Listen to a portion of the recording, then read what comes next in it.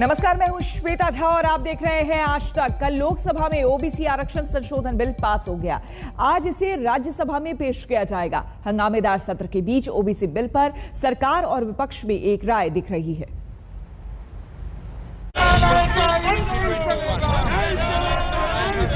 क्यों आप संसदीय मर्यादाओं का उल्लंघन कर रहे हैं? क्यों आप खुद मर्यादा गिरा रहे हैं? माननीय सदस्य, आप संविधान संशोधन विषय पर चर्चा करना चाहते, नहीं करना चाहते? आप चर्चा नहीं करना चाहते सदन में, आप ओबीसी पे भी चर्चा नहीं करना चाहते? ये तरीका ठीक नहीं है आपका। न दलित पे चर्चा करें, न ओबीसी पे चर्चा करें, न जनजाति पर चर्चा करें। लोकसभा में केंद्र सरकार के खिलाफ विपक्ष की नारेबाजी के बीच ओबीसी आरक्षण से जुड़े अहम बिल पर चर्चा शुरू हुई। 127वें संविधान संशोधन बिल का सभी पार्टियों ने समर्थन किया, लेकिन अपने अपने अंदाज में। हम आपको संसद में नेताओं का भाषण सुनवाएं, उससे पहले पार्टियों का स्टैंड समझिए। कांग्रेस बिल का समर्थन, आरोप बीजेपी का चुनावी एजेंडा। समाजवादी पार्टी बिल का समर्थन, आरोप ओबीसी के लिए नया झुनझुना। जेडीयू बिल का समर्थन, जाति आधारित जनगणना भी हो। एनसीपी बिल का समर्थन, आरक्षण का दायरा बढ़ाया जाए। एआईएमआईएम बिल का समर्थन, आरक्षण का दायरा बढ़ाया जाए। ये बिल में सर, बिल पर चर्चा के दौरान बीजेपी और कांग्रेस के बीच तर्क और तथ्य रखे गए। कैसे ओबीसी आरक्षण को लेकर दावे किए गए, आपको सुनना चाहिए। आपको क्या है? आपके बहुमत है, आप किसी को परवाह नहीं करते हैं, आपको 56 इंच छाती है, परवाह करने की जरूरत भी क्या है? आप किसी को नहीं परवाह करते, तो बहुमत की बाहुबली से अब सदन में जो चाहे मनमानी कर सकते हैं, लेकिन जनता की बोली के सामने आप झुक जाते हैं। हमारे कांग्रेस के सम्माननीय नेता अधीर रंजन जी, आपको इस बात का ध्यान होना चाहिए कि संविधान में पिछड़े वर्ग के आरक्षण की व्यवस्था तो संविधान के निर्माताओं ने करी थी। आपकी पार्टी 1950 में शासन में आई थी, लेकिन पिछड़े वर्ग का 1950 में संविधान आने के बाद काका कालेलकर कमीशन बना। आपने 40 साल तक शासन किया, काका कालेलकर कमीशन को न्याय नहीं दिया, पिछड़ों को न्याय नहीं दिया। आप इस बात को कांग्रेस और बीजेपी में जमकर तूतू मैमै हुई। ओबीसी आरक्षण को लेकर एक दूसरे की नीति और नीयत की व्याख्या की गई। वहीं अखिलेश यादव ने बिल का समर्थन किया, लेकिन बीजेपी पर ओबीसी वोटरों को ठगने का आरोप भी लगाया। अगर हम सत्ता पक्ष में बैठे लोगों की बातें सुने और उनका आकलन करें, अगर देश को सबसे ज्यादा किसी ने गुमराह किया है तो वो भारतीय जनता पार्टी ने पिछड़ों को, दलितों को सबसे ज्यादा गुमराह करने का काम किया। सही बात। और सभापति महोदय, नीयत साफ हो तब हम उम्मीद करेंगे कि आरक्षण बचेगा। ये भी अच्छा है कि स्टेट्स को मौका मिल रहा है, वो अपने आप फैसला ले सकते हैं किन जातियों को ओबीसी में शामिल करना है। लेकिन क्या एक ही जगह पर जब तक आप 50% की कैप नहीं बढ़ाएंगे तो क्या ओबीसी को पूरा आरक्षण मिल जाएगा? आप एक ही कमरे में न जाने कितने लोगों को बैठाना चाहते हैं। माननीय सभापति महोदय, हमसे बेहतर किसी ने नहीं देखा होगा कि जातियों में नफरत अगर कोई फैलाता है तो ये भारतीय जनता पार्टी के लोग जो नफरत फैलाते हैं। मुझे याद है चुनाव मत भूलिए, इन्होंने चेहरे आगे किए, इन्होंने चेहरे आगे किए कि ये ओबीसी मुख्यमंत्री होंगे, ये ओबीसी मुख्यमंत्री होंगे, ये ओबीसी मुख्यमंत्री होंगे। लेकिन जब मुख्यमंत्री बना तो कौन बना? ये हर जाति के अंदर नफरत फैला दी इन्होंने। 127वें संविधान संशोधन बिल पर चर्चा के दौरान ओवैसी ने भी मोर्चा संभाला। मोदी सरकार के बिल का खुला समर्थन किया, लेकिन धर्म वाली राजनीति का सियासी पासा भी फेंक दिया। बड़ी बड़ी बातें हुई कि ओबीसीज के लिए सरकार है। मैं इसको डिस्पेल करता हूं, एक्सपोज करता हूं। ये सरकार ओबीसीज के लिए नहीं है। क्यों नहीं है? ये कैसा बात है कि अगर रियासत तेलंगाना में जो मुसलमानों की बैकवर्ड कास्ट है उनको रिजर्वेशन मिलता है, मगर सेंट्रल लिस्ट में उसका जिक्र नहीं होता, तो एक ऐसा कानूनी मैकेनिज्म बनाने की जरूरत है कि अगर किसी स्टेट और रियासत में वो ये तय करती है कि ये हमारे स्टेट की ओबीसी है, तो सेंट्रल लिस्ट में उसका रिफ्लेक्ट होना चाहिए।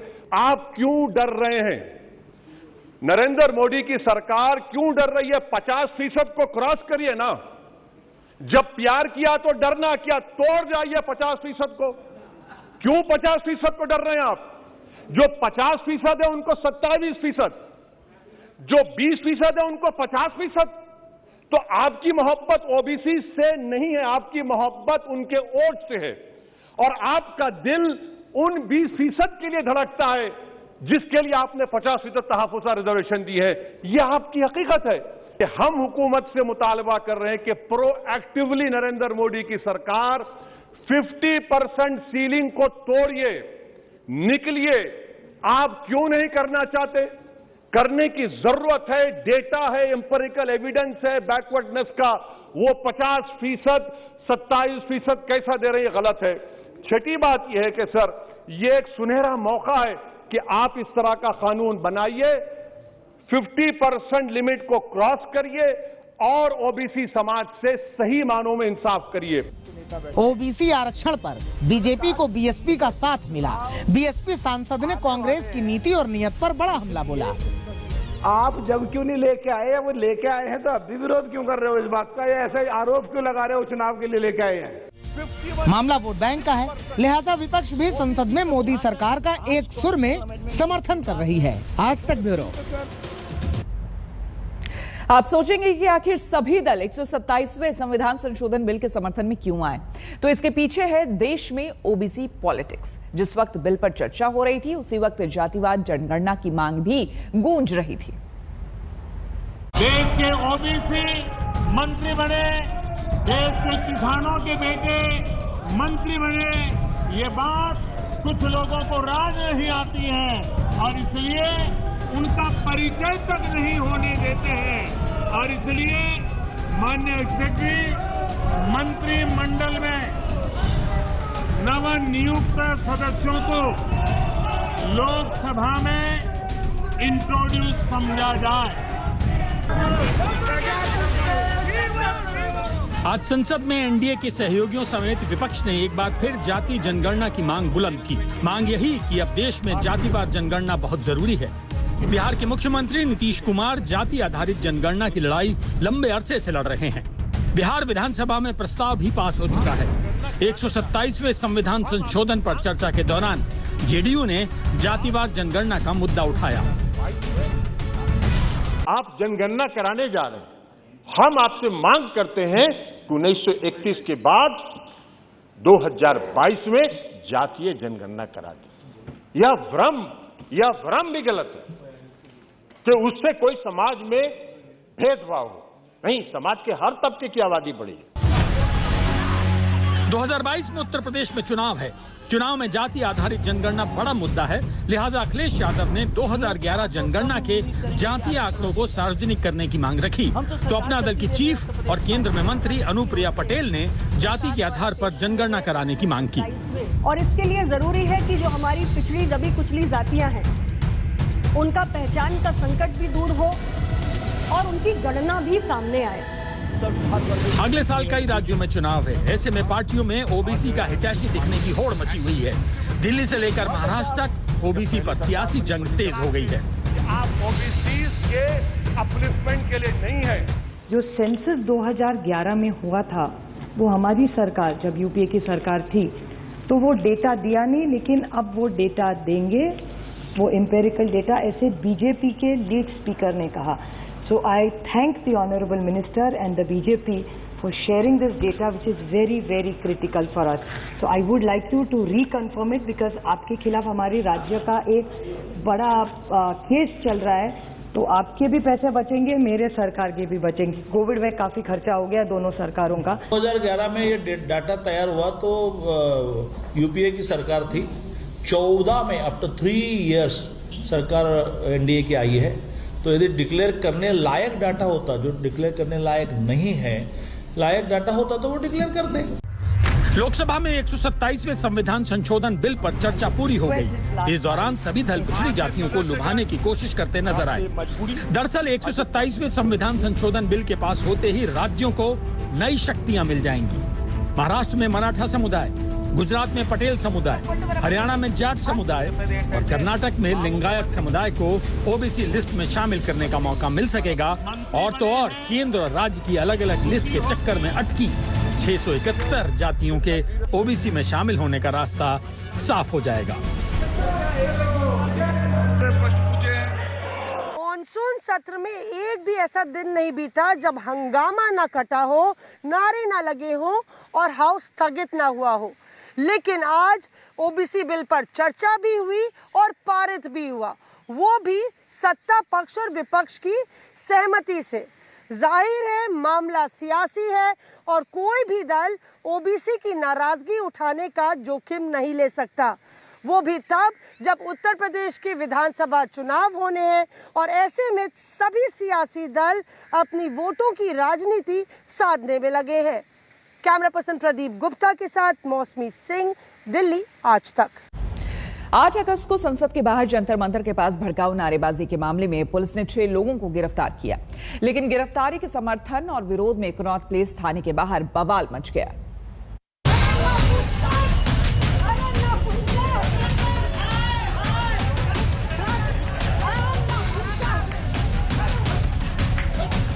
दिल्ली का जंतर मंतर कुरुक्षेत्र हो गया है, प्लासी हो गया है, पानीपत हो गया है, हल्दी घाटी हो गया है।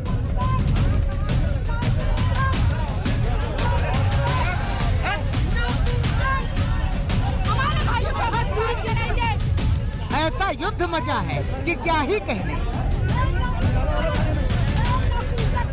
पुलिस से झड़प हो रही है, पुलिस से धक्का मुक्की हो रही है,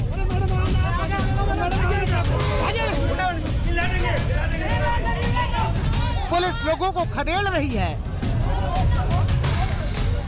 लोग भाग रहे हैं, गिर रहे हैं, चिल्ला रहे हैं, नारे लगा रहे हैं। भड़काऊ सांप्रदायिक नारेबाजी के मामले में 6 गिरफ्तारी के बाद गिरफ्तार आरोपियों के समर्थन में सैलाब उमड़ आया। सबसे पहले गिरफ्तारी के विरोध में कनॉट प्लेस थाने के पास की सड़क को ब्लॉक किया गया, जमकर नारेबाजी के साथ। यहाँ पर जो रोड है आप देखिए, उस सड़क को पूरी तरीके से ब्लॉक कर दिया गया है। आप देखिए यहाँ पर सामने जो ये मेन रोड है, इस पे लोग यहाँ पहुँच गए हैं, लोग यहाँ पर बैठ गए हैं। आप देखिए इस रोड को ब्लॉक कर दिया गया है। दरअसल सुबह से ही लोग यहाँ पर पहुँचना शुरू हो गए थे, जब लोगों को ये खबर मिल रही थी कि अश्विनी उपाध्याय और उनके साथ 5 दूसरे लोग गिरफ्तार किए जा सकते हैं, जिसके बाद लोग यहाँ पहुँचने शुरू हुए थे। पुलिस ने पूरा दम झोंक दिया कि किसी भी तरह से इस सड़क से इन प्रदर्शनकारियों को हटाया जाए। लोग मानने के लिए तैयार ही नहीं थे। महिलाएं सड़क पर लेट गईं। पुरुषों ने पुलिस का विरोध शुरू कर दिया। सबकी एक ही मांग थी कि जिन्होंने नारा लगाया उन्हें गिरफ्तार करने के बजाय कार्यक्रम के आयोजकों की गिरफ्तारी क्यों? ये कल सुबह से ही बता नहीं रहे थे कि कहाँ है, अब बता रहे अरेस्ट है। पहले कह रहे थे हिरासत में लिया है, कोई दोष नहीं बता रहे हैं। और जो लोगों ने सड़क ब्लॉक किया है, जो कुछ नहीं कर रहे हैं, कोई कानून हाथ में ले रहे हैं। पुलिस ने गिरफ्तारी के विरोध में सड़क पर संग्राम मचा देने वाले लोगों को तो उठा दिया, लेकिन उसे नहीं मालूम था कि सड़क से उठकर प्रदर्शनकारी कनॉट प्लेस थाने में घुस आएंगे। तो वही हुआ। अब हंगामा थाने के भीतर था। प्रदर्शनकारियों की बलजबरी ने पुलिस को बल प्रयोग पर मजबूर कर दिया। तो वही हुआ जो पुलिस करती है, एक एक करके लोगों को थाने के बाहर भगाने की कोशिश शुरू हुई।